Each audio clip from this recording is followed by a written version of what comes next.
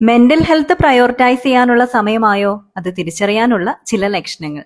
Number 1 എന്ന് പറയുന്നത്, നമ്മൾ കുറച്ച് മുമ്പ് പറഞ്ഞൊരു കാര്യം പോലും പെട്ടെന്ന് അങ്ങ് മറന്നു പോകുന്നുണ്ടെങ്കിൽ, നമ്മൾ വളരെ ഫെർഗറ്റ്ഫുൾ ആയിട്ടാണ് നിൽക്കുന്നതെന്നുണ്ടെങ്കിൽ തീർച്ചയായിട്ടും അതിനുള്ള സമയമായിരിക്കുന്നു.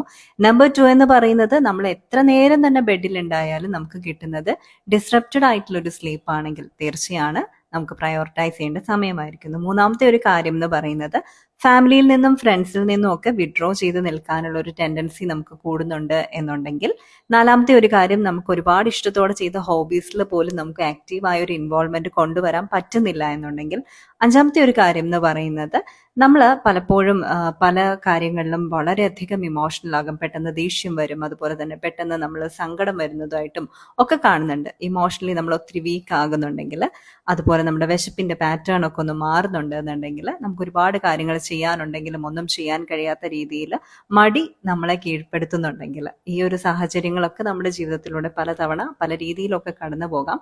പക്ഷെ അതിൻ്റെ ഒരളവ് അത് നമുക്ക് മനസ്സിലാവുമല്ലോ അല്ലേ? അത് കൂടുന്നുണ്ടെങ്കിൽ തീർച്ചയായും മെന്റൽ ഹെൽത്ത് പ്രയോറിറ്റൈസ് ചെയ്യാനുള്ള സമയം ആയിരിക്കുന്നു. ഉറപ്പായും മാനസികാരോഗ്യത്തിന് പ്രാധാന്യം നൽകേണ്ടതുണ്ട്.